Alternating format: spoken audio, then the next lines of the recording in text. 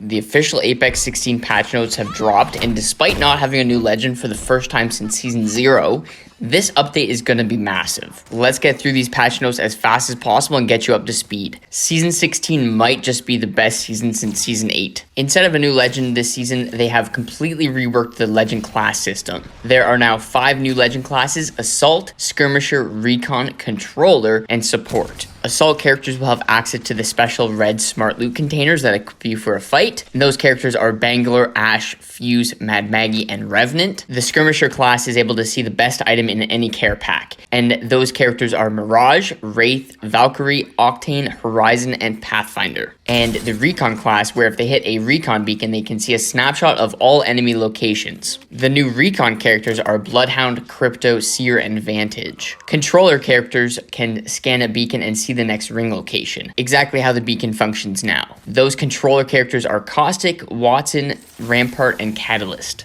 And obviously my favorite, the support class. This class will now have access to Lifeline's blue bins. They are also able to craft banners regardless of timeout status. Support might be the strongest class, and it is made up of Loba, Lifeline, Gibraltar, and Newcastle. It's about time they give support some love, and all of this completely shakes up Apex at all levels. In pubs, in ranked, in pro Apex, this is going to make things so interesting. Hopefully a truly open meta in Season 16. Along with the new class system, many legends got a lot of work done behind the scenes. Let's start with the legends that got buffed. Mirage got a really big buff, as he and his res will now stay cloaked for a period of time, and now anytime that somebody shoots his decoys, he'll get wall hacks. Pathfinder also got some love despite losing his quote-unquote passive. His zipline can now reach up to 400 meters, and he gets increased speed while he's on it. Still kinda but we'll see. Wraith got a big buff too, as her portal distance got doubled, now at 152 meters. The duration also got increased to 60 seconds. She'll also increase her speed over time. Lifeline also got a pretty good buff, as the res slowdown animation was completely removed. If you play any Lifeline, that's what got you killed most often. And her care package also drops a little faster. Next up are the legend nerfs. Wall hacks got a big nerf in this update. Seer was the first on the chopping block, as there's now more audio on his passive. His tactical no longer highlights the full body, maybe just the opponent's heart or something like that.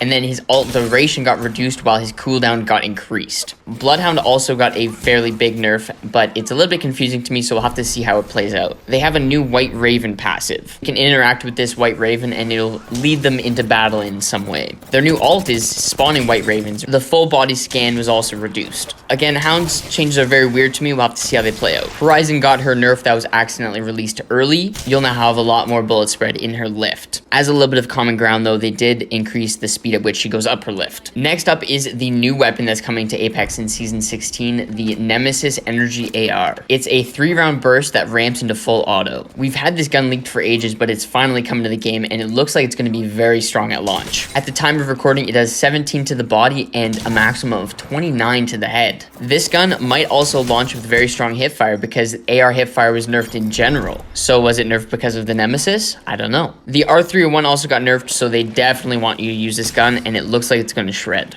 And onto the gun changes. We'll start with the buffs. Shotgun's got a big buff in general. There's going to be a new gold bolt that essentially replaces the kinetic feeder on all the weapons. Each shotgun but the Moze got a projectile size increase at close range, and the PK and Massive also got tactical stocks. The Massive specifically also got a spread pattern Titan. Hammer points is coming back, so the Moze and the P20 also got an indirect buff, and it looks like for now the RE45 is staying with disruptors instead. It might be time for the R9 again, because it got a damage buff from 11 to 12 damage per round.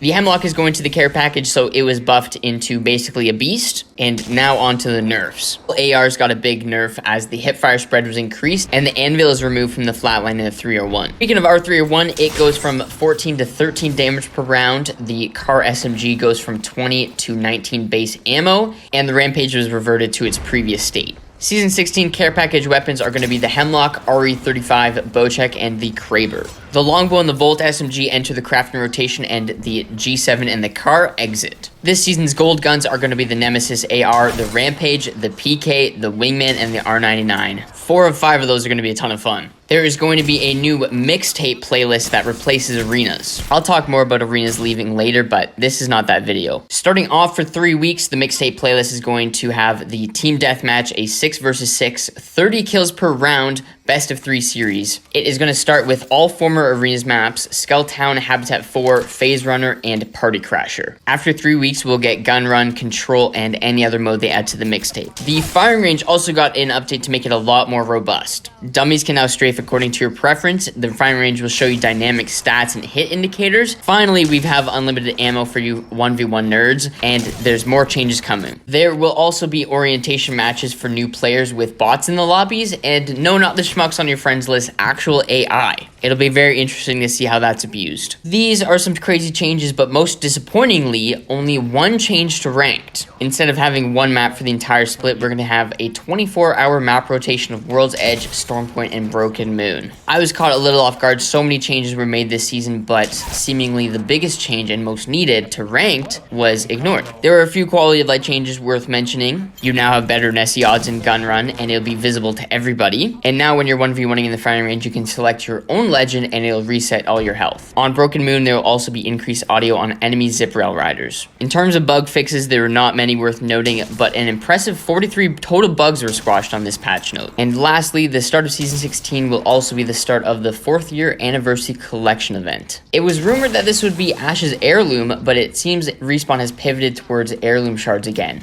If you have some money to spend and no mouths to feed, it might be a good opportunity to stash some shards. And unless I missed anything, that is it. I'm very excited for Season 16 starting on Tuesday, February 14th. Thank you guys so much for watching all the way through. Hit that follow if you'd like to keep up with all things Apex.